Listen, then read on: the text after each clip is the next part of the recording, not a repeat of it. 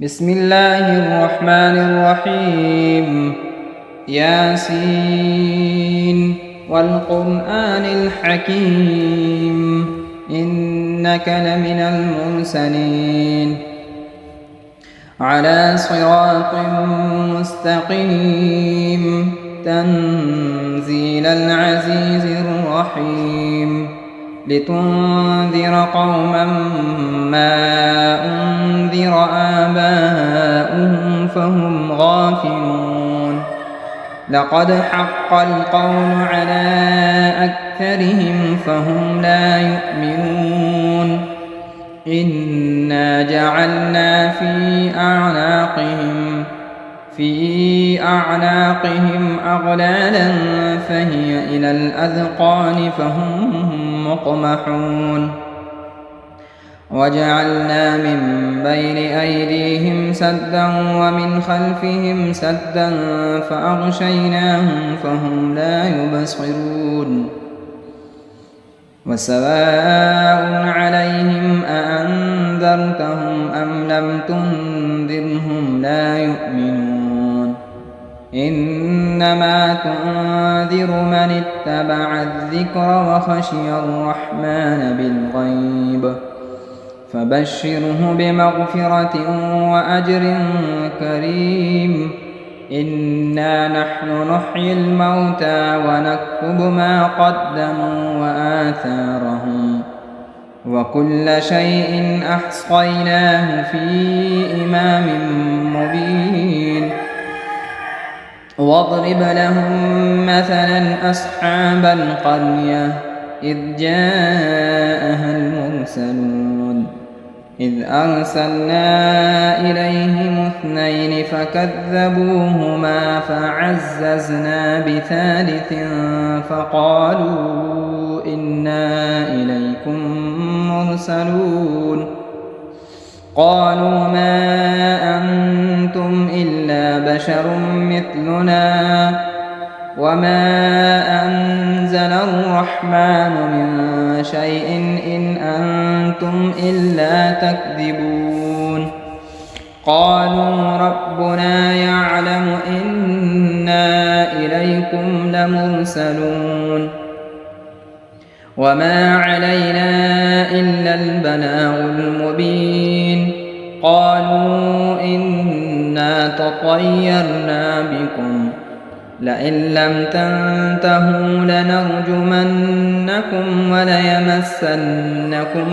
منا عذاب أليم قالوا طائركم معكم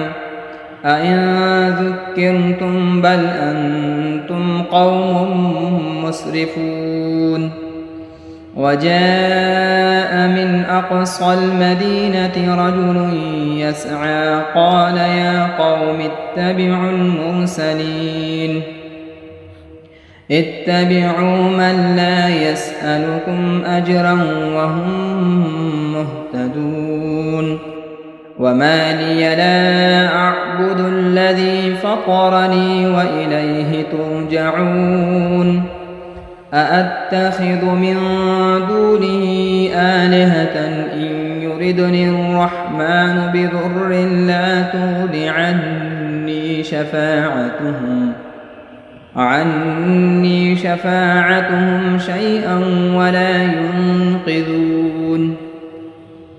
إني إذا لفي ضلال مبين إني آمنت بربكم فاسمعون قيل ادخل الجنة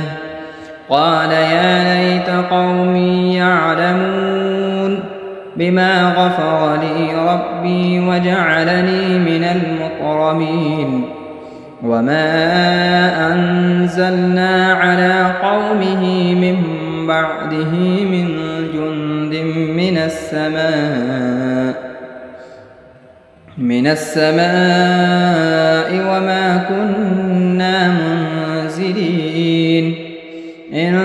كانت إلا صيحة واحدة فإذا هم خامدون يا حسرة على العباد ما يأتيهم من رسول إلا كانوا به يستهزئون ألم يروا كم أهلكنا قبلهم من القرون أنهم إليهم لا يرجعون وإن كل لما جميع لدينا محضرون وآية لهم الأرض الميتة أحييناها وأخرجنا منها حبا فمنه يأكلون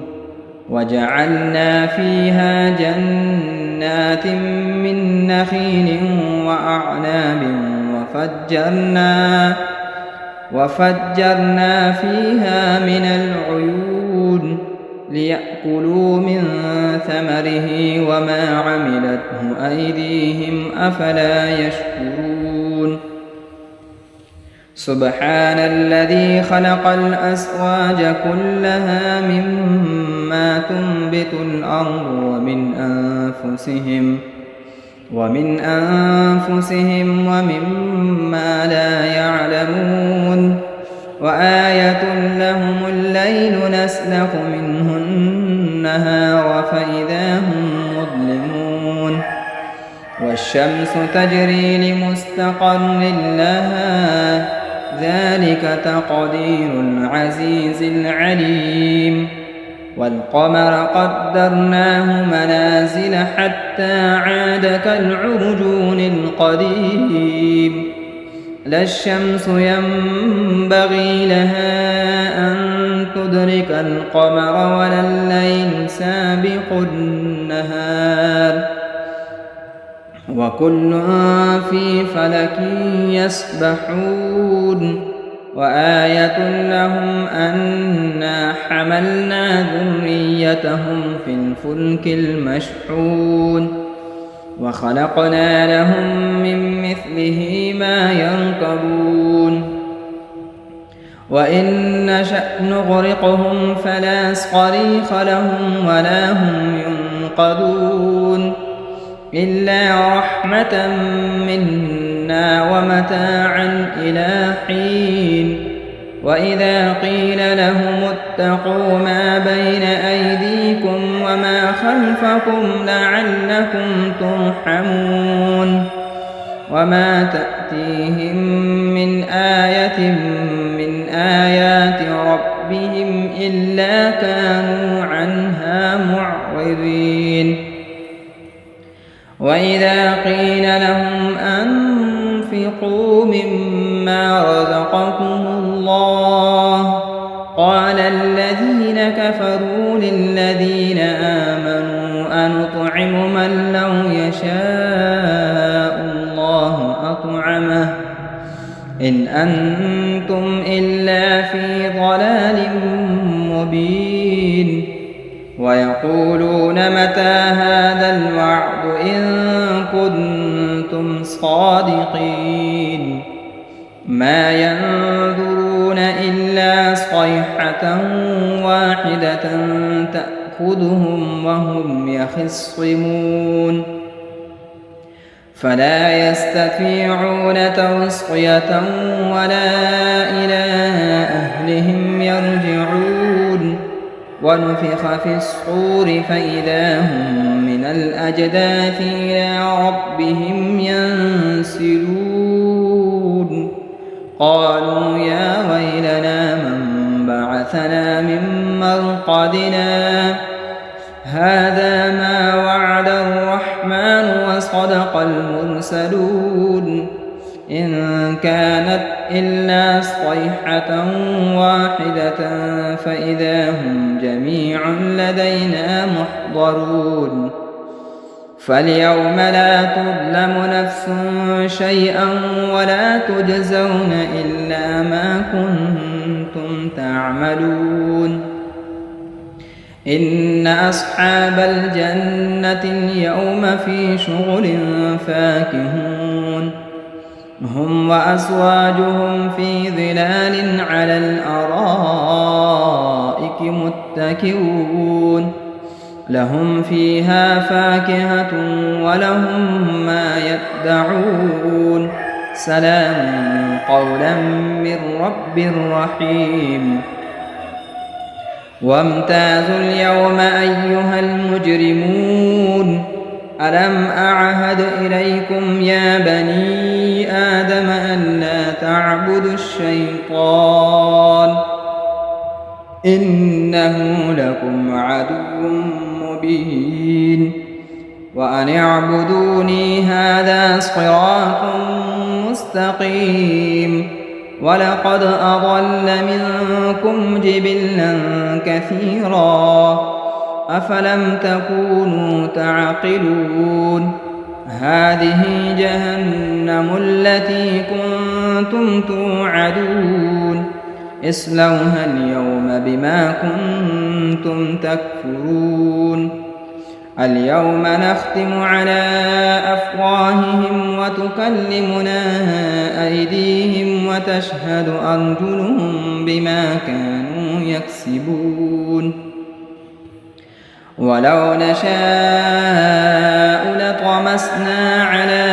أعينهم فاستبقوا الصراط فأنى يبصرون. ولو نشاء لمسخناهم على مكانتهم فما استطاعوا مضيا ولا يرجعون. ومن نعمره ننكسه في الخلق أفلا يعقلون. وما علمناه الشعر وما ينبغي له إن هو إلا ذكر وقرآن مبين لينذر من كان حيا ويحق القول على الكافرين. أولم يروا أنا خلقنا لهم مما عملت أيدينا أنعاما فهم لها مالكون. وذللناها لهم فمنها ركوبهم ومنها يأكلون ولهم فيها منافع ومشارب أفلا يشكرون. واتخذوا من دون الله آلهة لعلهم ينصرون. لا يستطيعون نصرهم وهم لهم جند محضرون. فلا يحزنك قولهم إنا نعلم ما يسرون وما يعلنون. أولم ير الإنسان أنا خلقناه من نطفة فإذا هو خصيم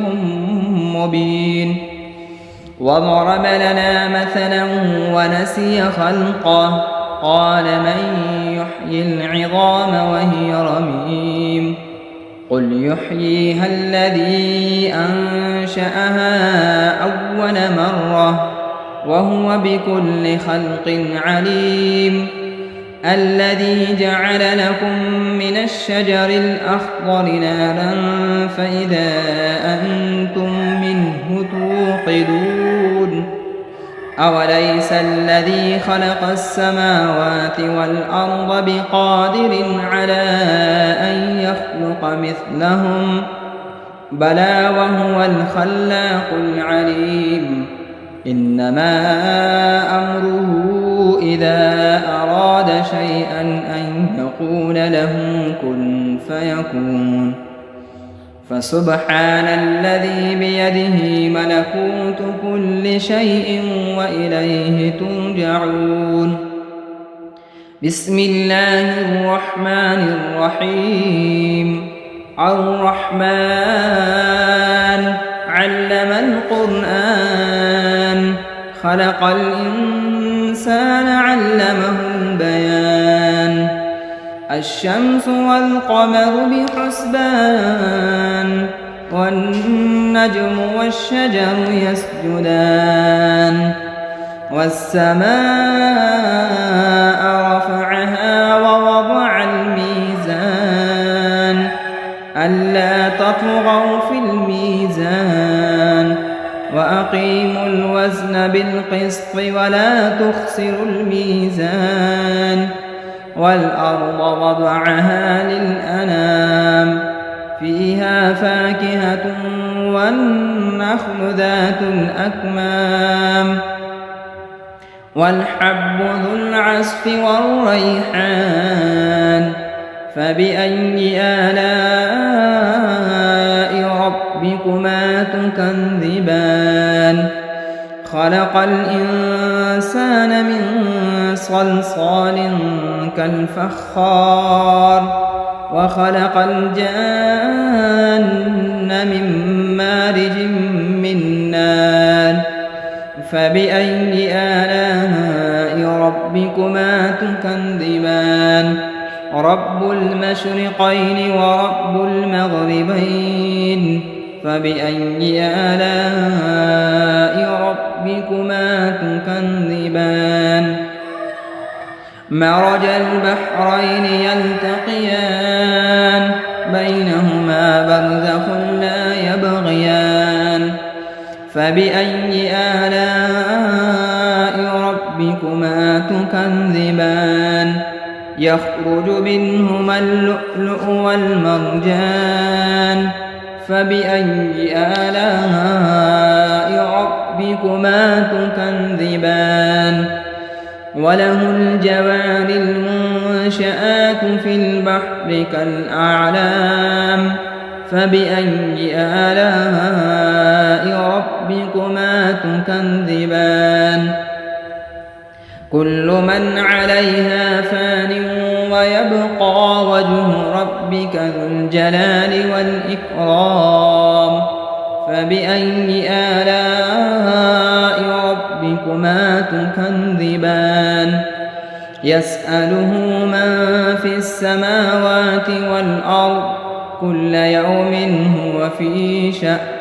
فبأي آلاء ربكما تكذبان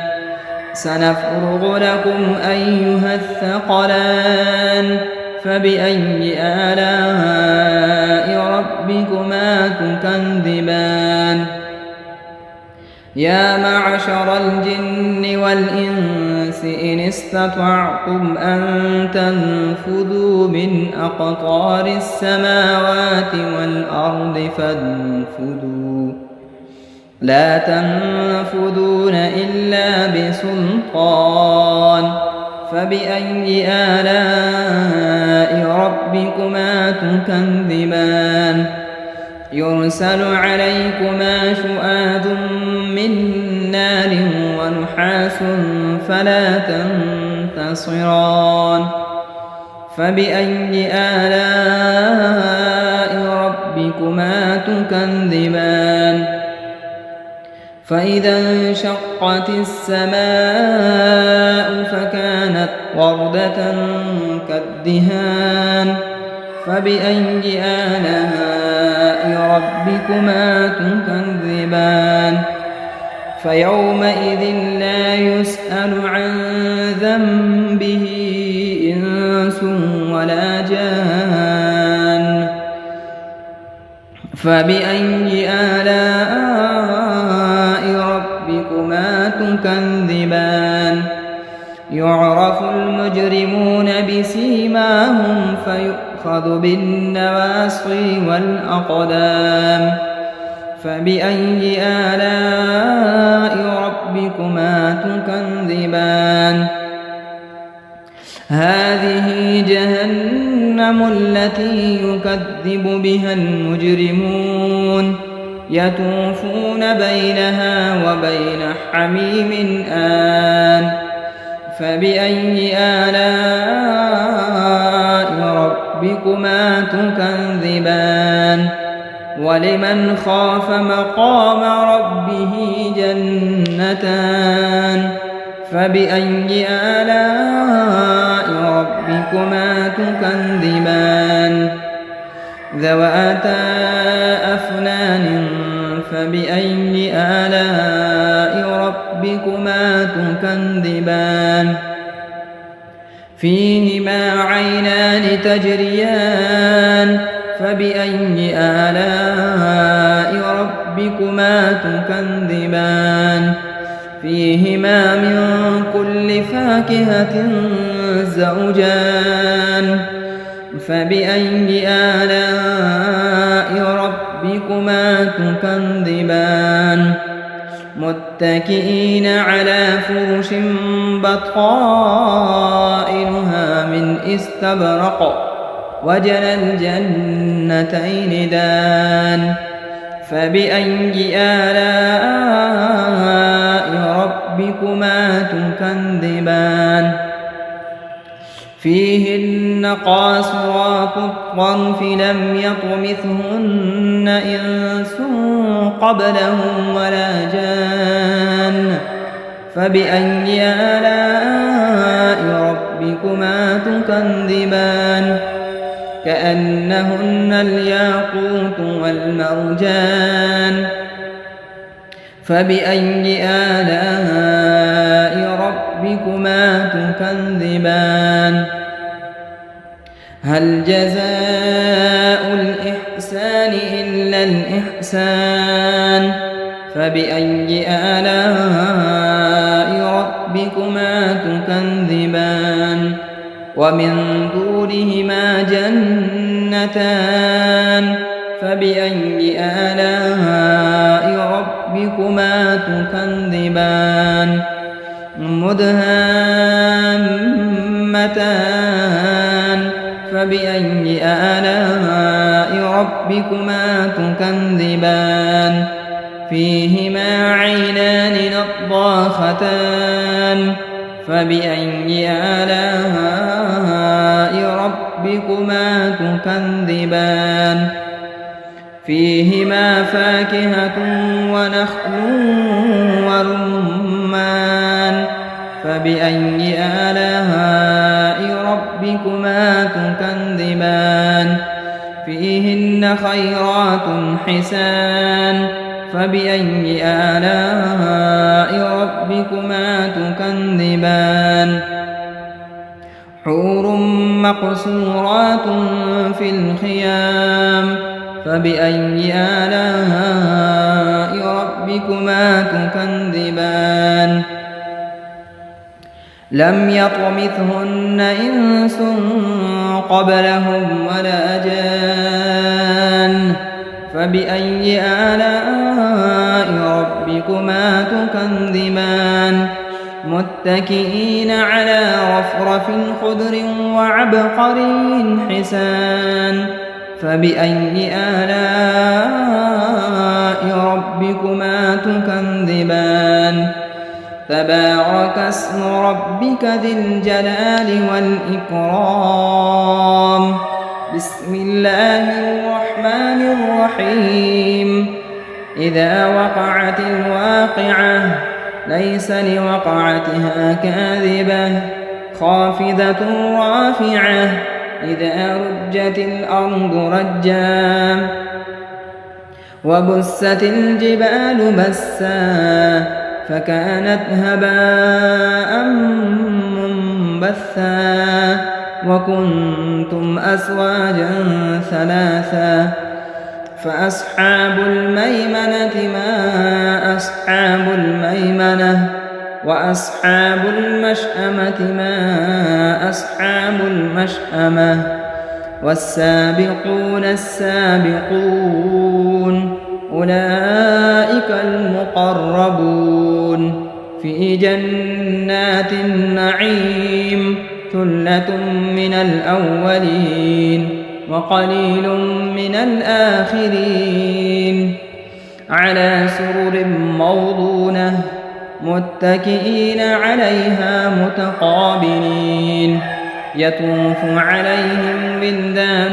مخلدون بأكواب وأباريق وكأس من معين لا يصدعون عنها ولا ينزفون وفاكهة مما يتخيرون ولحم طير مما يشتهون وحور عين كأمثال اللؤلؤ المكنون جزاء بما كانوا يعملون لا يسمعون فيها لغوا ولا تأثيما إلا قيلا سلاما سلاما. وأصحاب اليمين ما أصحاب اليمين في سدر مخضود وطلح منضود وظل ممدود وماء مسكوب وفاكهة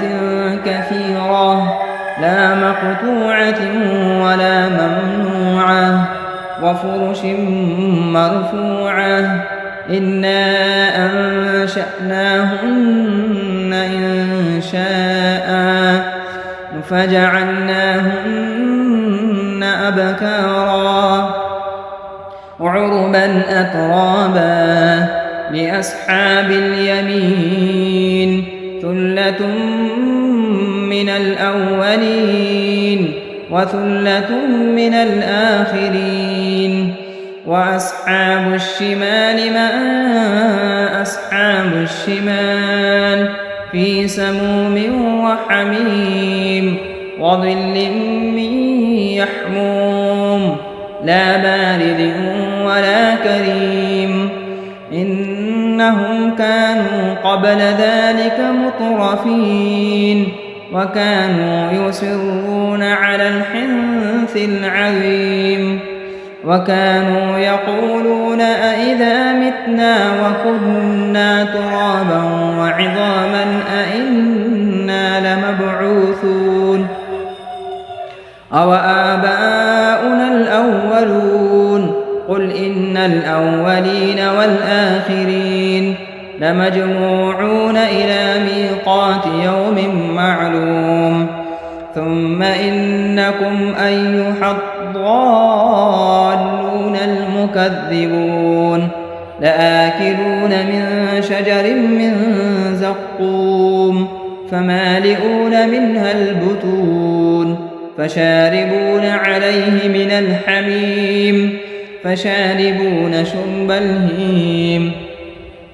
هذا نزلهم يوم الدين نحن خلقناكم فلولا تصدقون أفرأيتم ما تمنون أأنتم تخلقونه أم نحن الخالقون نحن قدرنا بينكم الموت وما نحن بمسبوقين على أن نبدل أمثالكم وننشئكم فيما لا تعلمون ولقد علمتم النشأة الأولى فلولا تذكرون أفرأيتم ما تحرثون أأنتم تزرعونه أم نحن الزارعون لو نشاء لجعلناه حطاما فظلتم تفكهون إنا لمغرمون بل نحن محرومون أفرأيتم الماء الذي تشربون أأنتم أنزلتموه من المزن أم نحن المنزلون لو نشاء جعلناه أجاجا فلولا تشكرون أفرأيتم النار التي تورون أأنتم أنشأتم شجرتها أم نحن المنشئون نحن جعلناها تذكرة ومتاعا للمقوين فسبح باسم ربك العظيم فلا أقسم بمواقع النجوم وإنه لقسم لو تعلمون عظيم إنه لقرآن كريم في كتاب مكنون لا يمسه إلا المطهرون تنزيل من رب العالمين أفبهذا الحديث أنتم مدهنون وتجعلون رزقكم أنكم تكذبون فلولا إذا بلغت الحلقوم وأنتم حينئذ تنظرون ونحن أقرب إليه منكم ولكن لا تبصرون فلولا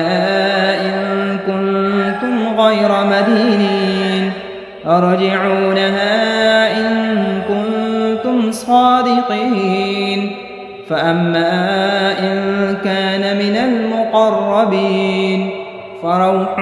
وريحان وجنة نعيم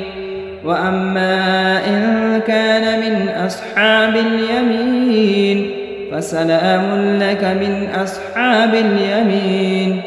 وأما إن كان من المكذبين الضالين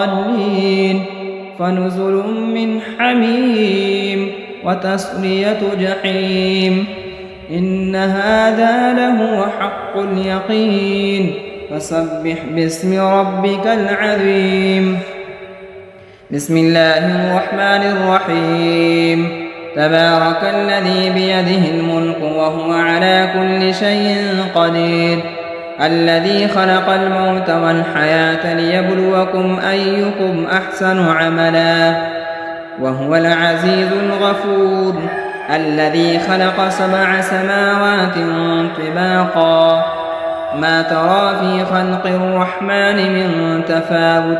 فارجع البصر هل ترى من فتور ثم ارجع البصر كرتين ينقلب إليك البصر خاسئا وهو حسير ولقد زينا السماء الدنيا بمصابيح وجعلناها رجوما للشياطين وأعتدنا لهم عذاب السعير وللذين كفروا بربهم عذاب جهنم وبئس المصير إذا ألقوا فيها سمعوا لها شهيقا وهي تفور تكاد تميز من الغيظ كلما ألقي فيها فوج سألهم خزنتها ألم يأتكم نذير قالوا بلى قد جاءنا نذير فكذبنا وقلنا ما نزل الله من شيء إن أنتم إلا في ضلال كبير وقالوا لو كنا نسمع أو نعقل ما كنا في أصحاب السعير فاعترفوا بذنبهم فسحقا لأصحاب السعير إن الذين يخشون ربهم بالغيب لهم مغفرة وأجر كبير وأسروا قولكم أو اجهروا به إنه عليم بذات الصدور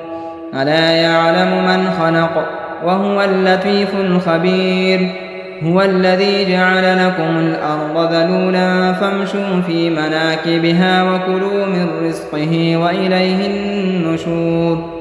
أأمنتم من في السماء أن يخسف بكم الأرض فإذا هي تمور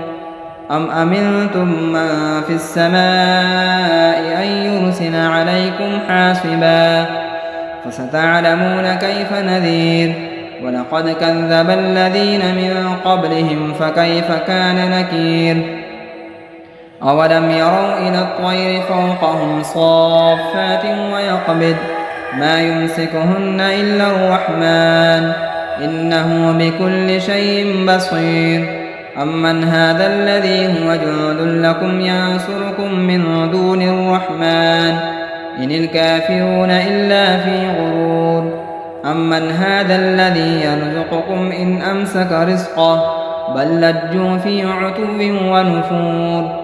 أفمن يمشي مكبا على وجهه أهدى أمن يمشي سويا على صراط مستقيم قل هو الذي أنشأكم وجعل لكم السمع والأبصار والأفئدة قليلا ما تشكرون قل هو الذي ذرأكم في الأرض وإليه تحشرون ويقولون متى هذا الوعد إن كنتم صادقين قل إنما العلم عند الله وإنما أنا نذير مبين فلما رأوه زلفة سيئت وجوه الذين كفروا وقيل هذا الذي كنتم به تدعون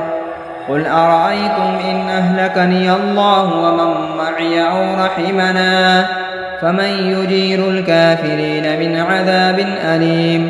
قل هو الرحمن آمنا به وعليه توكلنا فستعلمون من هو في ضلال مبين قل أرأيتم إن أصبح ماؤكم غورا فمن يأتيكم بماء معين صدق الله مولانا العظيم.